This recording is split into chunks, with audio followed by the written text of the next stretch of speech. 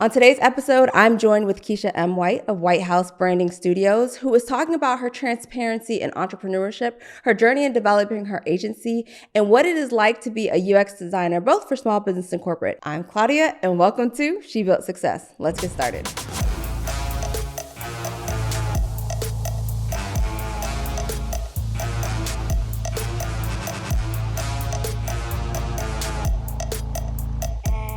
Today, we are greeted by the lovely Keshia of White House Branding. She is the CEO and founder, UX designer extraordinaire. And she's going to share a little bit about her transparency of what it was like to build her agency and some of the pitfalls that we all face, some of the successes, some of the wins, a little bit of the branding tips for those of you who are interested. Keshia, welcome. I am so happy to have you. Yes, thank you so much for having me. Yes, absolutely. So let's just jump right into it because I'm really excited to hear about how your journey has been as an entrepreneur, kind of when you got started. But before we kick it all off, can you define what success means to you? So success is not just about the financial, monetary aspect for me. Of course, we definitely need to be financially stable, have a comfortable life and all of that. But it also depends on how I feel as I operate through each day. And what do I have on my to-do list? And am I able to have the balance that I want? So I guess I'll just say making sure I feel good, I have work-life balance and financially stable if I had to summarize. No, and that's fair. Did you find that when you're now just defining success that it has evolved over the years, or is it kind of this is what it is and I'm good to go? Yeah, I think it's always sort of been like that for me personally, because I've always been, even though I do want to enjoy the work that I do, but I've always been like a work to live type of person. And I always enjoyed making my personal interests and hobbies and friends and just personal things a priority as well in life.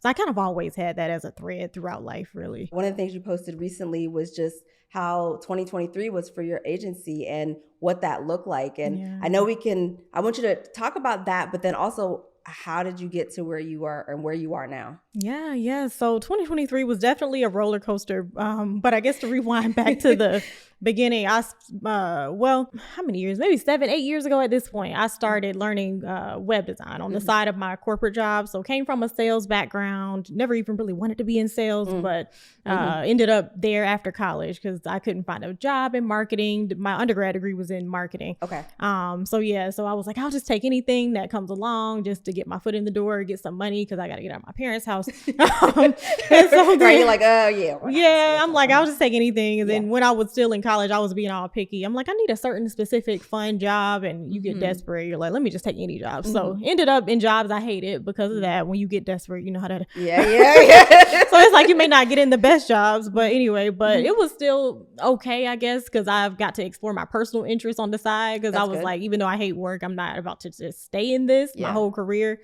So dabbled in a lot of personal interests and ended up starting a blog as one of them. Really? Yeah. What was the blog about? It was a lifestyle blog. So I always laugh at the name. It was called The Queen Life. When everybody was like calling themselves queen and all that kind of stuff back in the neo soul days. Anyway. But yeah, so I was like, okay, I'm going to start this little fun blog and I designed my own website for the blog.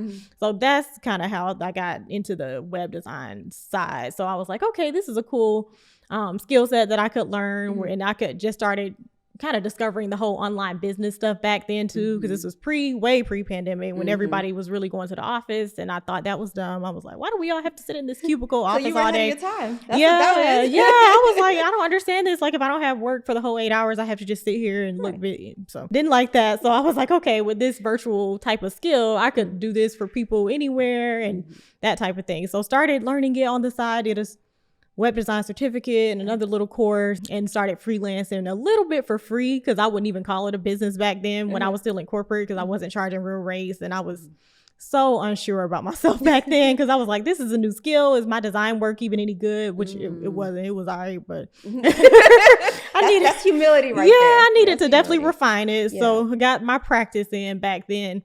And I feel like I was maybe doing that about 4 years really while I was still on the side.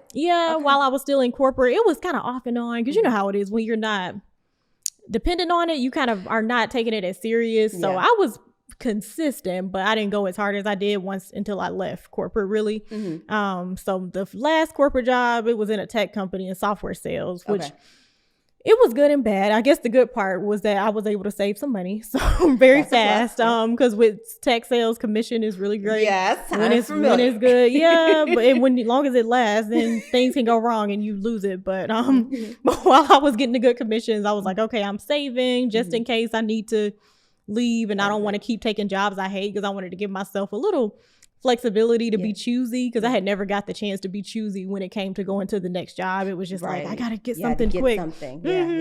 Yeah. And then I pretty much tried to pay off credit card debt, things like that, just to be doing financially responsible things. And then that job started to go downhill. They raised our quotas and all kind of crazy stuff. So I was like, okay, well, maybe I should take this business thing seriously and try to create some income out of it, since I am in a space where I actually have some money stashed away. So that was what eventually made me quit at that point. That was 2018. So the first 3 years, I will say, I made some money. It wasn't much, but I mean, it was more significant than, of course, what I did when I was in corporate. So it was enough to still get by and pay bills and things like that, but not like extra to do your saving, your investments, and all that kind of stuff. So really things got good in year 4, and I guess year 4 full time, right? Year 4 full time. So that was like 2022. Last year was year 5, 2023.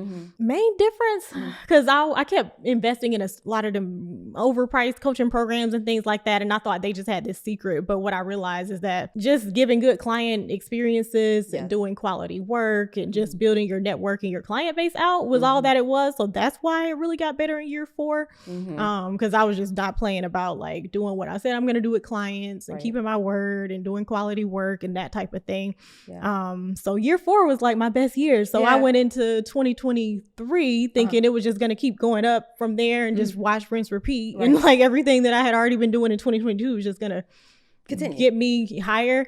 So ended up that didn't happen. The January 2023 was really, really good. But then after that, like towards late spring, summer, it got a little bit slower than what I was used to. I was still making some money, but not what I wanted to make. I was like, hey, I'm used to these kind of months, and now I'm getting these like beginner level months again. No. You're like, we're not reversing. I know. I'm no, because I like to have extra money. I'm a very big extra money type of person, because you know how some creatives, they're kind of like, I'm following my passion, I don't care about money, but I'm not. You bought the coins. I'm like, I need to still be able to eat, and like I'm not trying to eat ramen noodles and be on somebody's couch somewhere just because I want to be creative. So I can't live like that. So I started to get a little antsy and kind of panicky last year, because I will say what was working that previous year, I was doing primarily getting clients off LinkedIn and the referrals. So it was the combination of those two that helped me grow more. So it was just like the leads weren't coming in like they used to. And then a lot of people were spending less last year. Cause I think with inflation, cause I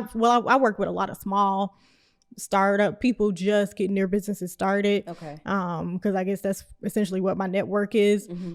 So they were spending less last year than I used to. And so it wasn't selling as many bigger projects. So that was kind of the issue. So I was like, okay, how can I supplement and kind of just shift a little bit to kind of make up for the money? So ended up doing a little bit more cold emailing last year. What else did I do? I picked up some freelance work with like bigger agencies. And still in UX, right? Still in design. Still in more web UX. Not heavy, but website flow, like layout, things like that. And some building the full sites too, some of both, because with the UX stuff, sometimes if it's a company that's just pulling you in as like a temporary contractor type of thing, you may just do the UX and then they have a developer, and then if it's a smaller agency, they may want me to do all of it, site development and the prototypes, or you know, the flow layout stuff. So picked up a couple of extra things, and then started trying to do more networking too. That also helped, so I started scheduling like a lot of different Zoom calls and just trying to LinkedIn. No, network? So it was a little bit LinkedIn. So I was kind of trying to find people with like complementary skill sets, or even reaching out to like agency people around town, Atlanta and stuff, because sometimes they have projects that are like too small for them but would be big for somebody like me, and they could kind of pass them down. So just by kind of more leveraging the networking, the cold emailing, the what's the other thing, the picking up the extra stuff, then that helped me to kind of end the year pretty well, to add to my referrals and my little bit of people I was still getting from LinkedIn. So just kind of had to add a bit more that I wasn't expecting. Do you find commonalities in terms of your small business clients versus your corporate contracts, and how that flow looks like with UX, designing and the conversations? Do you find they're more elevated in one level and a little bit more muted in another? Yeah. What does that look like for you? Yeah, so I will say the corporate people, they move way slower. Like that seems to be a thread here. So. Yeah, because I'm like, wow, we've been working on this since August. Like literally one of them, like it's still, they're like, we're gonna launch this thing this week, and it's this week right now. Like and it started August, and I'm like, okay, sure. So they take a lot of time to make decisions, I guess, because it's more decision makers involved in it, and they have to let so and so check it, and this person check it, and with the small business owners. Sometimes they can get a little slow too, but it's for different reasons. It's like maybe life gets busy for them and they don't have time to respond, or they may put their business on the back burner because, believe it or not, people will pay for an entire web design project and then disappear for like a year sometimes. And just like, I'm going to get my business going. I'm ready now. Wow. Do you actually wait for them? So I let them come back. I do kind of make them more low priority because I'm always pretty full. Like my schedule's pretty full. So then it's like working them back in unexpectedly. I'm kind of like, now you want me to work you back in? And I don't really have time. So I try to work it in the best I can. They get a longer turnaround time when they come back. But those are the main differences, I'll say. And then I guess on the corporate side, it's kind of more specific looks. Like they like, of course, industry specific when it comes to the branding, like the color, font choices, photos. And then on the small biz side, I kind of more like, especially when I design their brand identity, I like to tap into like, okay, what's your personality like and what makes you unique, and then kind of bring that out. And then it may not look like the industry norm in their industry, but it makes that's their flair. It gives them a little more flair. So you kind of have a little more, I guess, creative freedom more on that side. But pros and cons to both. Understood. And when you're in the UX space, can you talk about, well, maybe we should get some context as far as what user experience is, and you can choose how shallow or deep you want to go with this, but what does that look like? And you can, whether it's onboarding your clients or just walking them through the process for you. Yeah. So it's about, the first piece I like to understand first, what do my clients want to accomplish on the websites? Like, what do they want people to do? So like, are you trying to drive them to a discovery call? Is it just for informative purposes? Is a purchase need to be made? And then from there, once you know what the goals of the site are, then you want to just make it as easy as possible and not overcomplicate it, and still have it be aesthetically pleasing and not ugly always. It's like you don't want to just make it look any kind of way, but take them in a pleasant path to where you want them to go. High level definition. And then as far as my process, I don't write copy. I partner with a lot of copywriters for that kind of stuff. If a client doesn't DIY their copy, if they DIY the copy, I do give them a little bit of structure to follow for their page. This is this for small business clients. So then they'll get some structure to be like, this is what you should put on a homepage and about page. And then they can just type into like a Google Doc and fill it out for me. And then I'll, go to the design stage after that, where I sketch out, they call them wireframes, where we kind of sketch out where things are going to be placed. Because I usually start on paper first a little bit, because I'm kind of like, I don't know where I want to put stuff. And then I'll take it into a design prototyping tool called Figma. I've been finally getting into Figma. I used to be. I'm like, it was a feat. It was a bit of a feat. Yeah, because I was in Adobe XD for a while, and I felt so accomplished when I learned XD, because I used to do prototyping Photoshop back in the day. I'm like, I feel like it's always a new prototyping tool with this design stuff. So now I'm in the industry, current industry standard Figma now. So I do it in there, and then we'll build it out online. So I do a couple of revision rounds on the small biz client side. Then what I noticed on the because really with the corporate people side, I've kind of been more pulled in as a contractor. So then they tend to do they have their own unlimited revisions, but I'm like, well, y'all gonna keep paying, I guess, for each revision. But on the small business side, we just kind of try to squeeze it into 2 rounds. And most people do that. Some of them just need 1 round, because for the most part, we're really clear on what they're looking for. And it's just typically one person making the decision. So it's not all these different layers. Yeah. Have you ever thought about diving into government contracting? I've been there, and it can be a daunting journey. But what if I told you that there's a less overwhelming way to success? It's possible with our Done For You government contracting service. We do the heavy lifting for you, sourcing the contracts with agencies that are already in love with the type of work that you do. So no more overwhelming tasks. Just focus on what you do best. You're 1 click away. Visit shebuiltsuccess.com and let's make it happen together. And what about challenges? I know entrepreneurship is not for the faint of heart. It's not. And I know, you've talked about kind of how you ventured into UX design and what that looks like, but challenges in the sense of running a business. What were some of the surprises that you've had along the way? Yeah. So definitely getting better at the business money management part, because I know we mentioned it's the profit first thing. Because in the beginning, I was totally just winging it. When it came to like taxes, I'm like, I'm just going to try not to spend too much. And then too much is no specific number. It's just like, hopefully I can pay my rent and, buy food and got something left for taxes. It was just kind of very winging it. And then I would, like I said, overspend on some of that coach stuff, because one year I just knew the coach was going to be the best coach with the answers, and I spent some money that should have been put on taxes on that woman, and that was a mistake.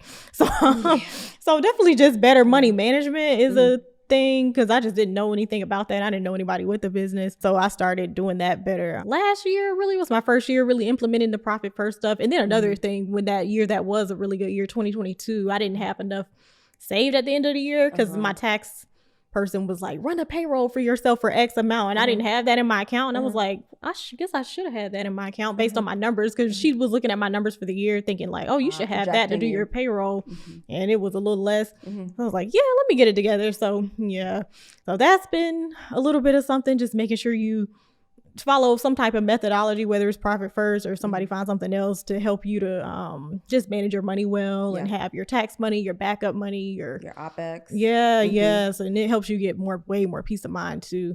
I'm trying to think what else is a surprise. I feel like last year kind of just having to pivot a little with how I generate leads and clients was a little bit of a surprise to me, because I guess I always thought like, they'll come to you? Yeah, well, no, just like once you had a little formula, like that same formula would just work year after year after year. I know that sounds naive, I guess, but I kind of was thinking that, because 2020, I'm like, okay, I got my formula now. I'm paid my dues. Like, I just gonna keep doing that and it'll keep being successful.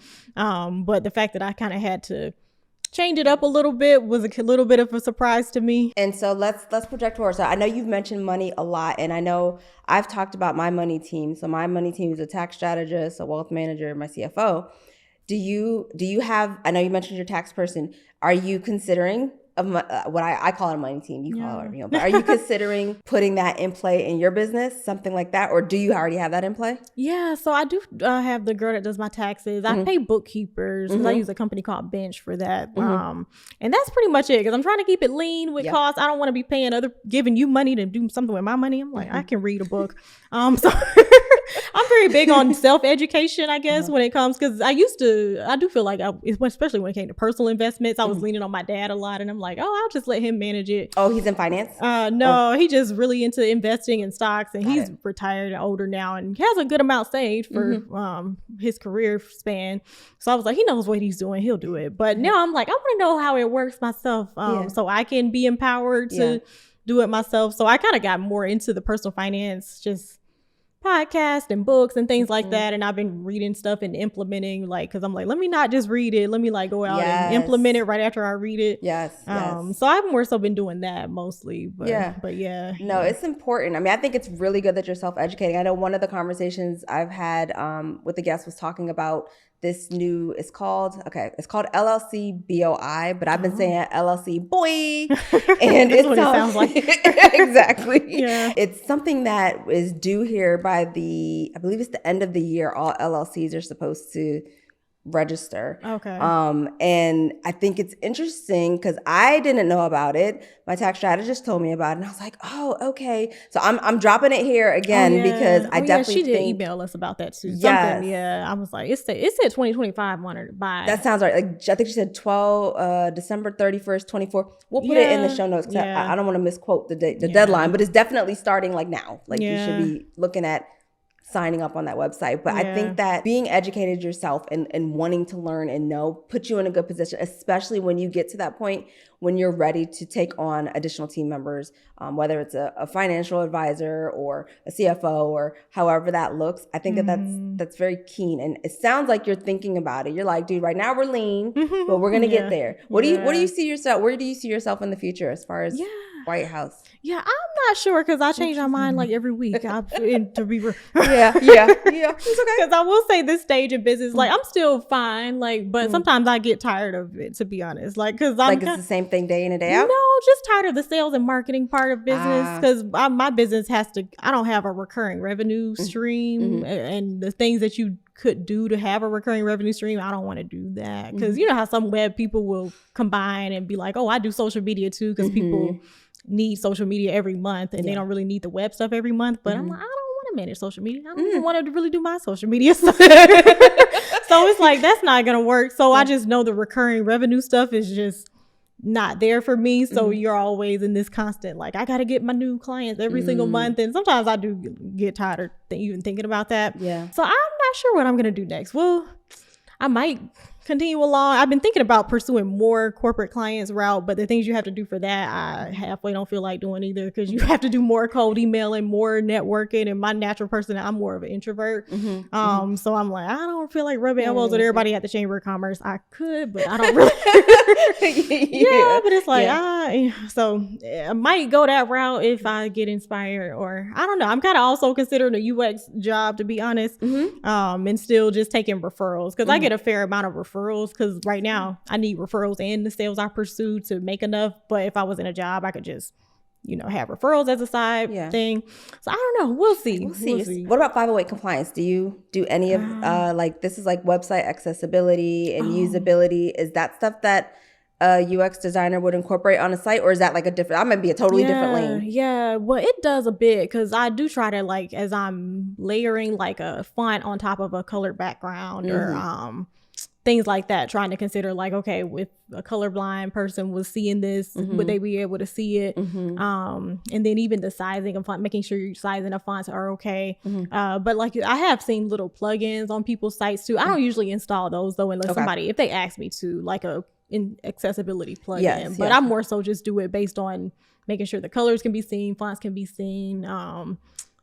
You're supposed to do things like alt text. I do those sometimes. With certain pictures, because a lot of my client pictures are filler pictures. If it's a picture, you're really supposed to do it if it's a descriptive picture, like that has a meaning behind it, where like if the person couldn't see the picture, they're missing some of the message. But a lot of our pictures, especially on small biz, it's just more for decoration. So it's like people aren't really missing anything. But I do definitely try to consider that, so it's easy to use for everybody. For everyone.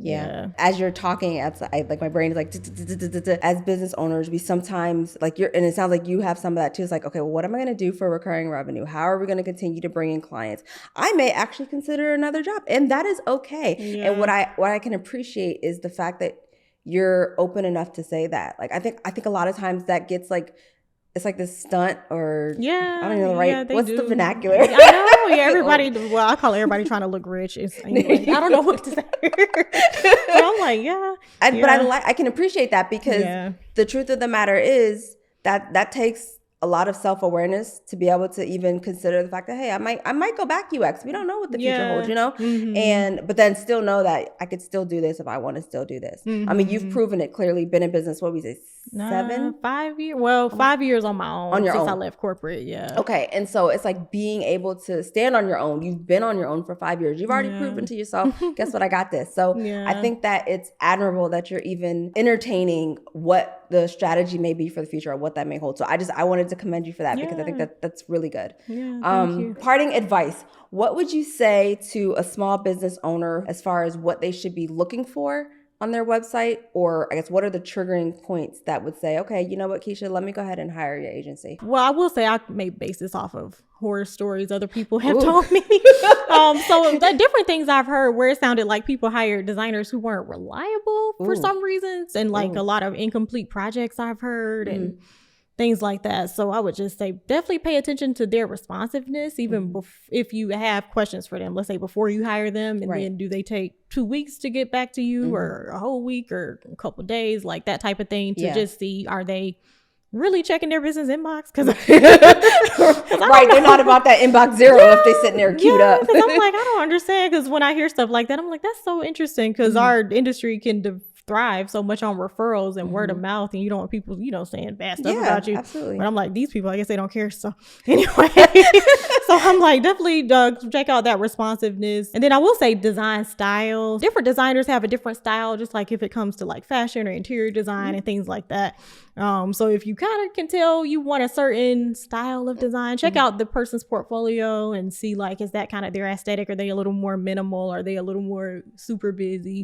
That kind of thing. Because so every now and then I'll get somebody that likes the super busy stuff, and I'm like, my brain can't create that. So like that is not my ministry or my lane right there. Yeah. So it's like, okay.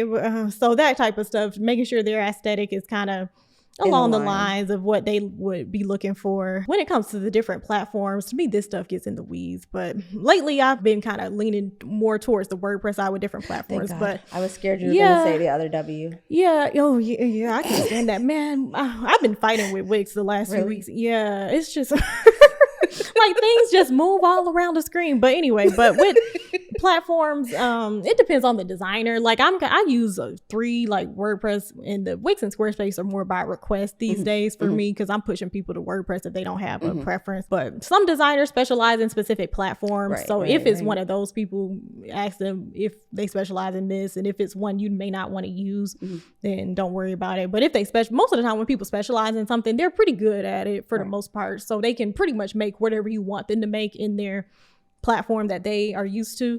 So then just kind of trust them and go with it. Because sometimes I'll get people where I'm like, we decided on a platform, and then they're over there still researching other platforms.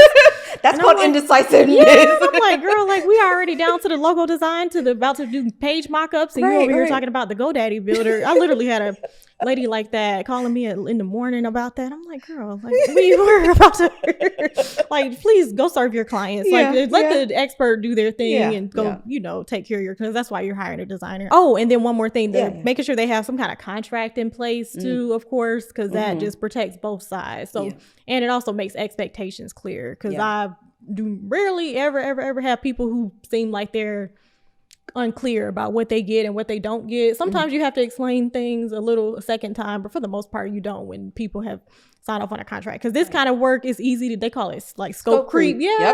So it's very easy for that to happen if you didn't sign anything, and then you may be having these unfair expectations of your designer. So making sure, like, and if it is something you need them to add on, just make sure you ask them to add it on and quote and all that kind of stuff. I'm with it. I'm here for it. I appreciate you, Keshia, for coming on, sharing your experience, being transparent in your journey and what this is looking like for you. We wish you all the success. Yes, all the success, no matter which path you take. Yes. So Keshia, thank you for joining us. Yes, thank you so much for having me. Absolutely. I enjoyed the conversation for sure. Thank you. You're listening to She Built Success with Claudia.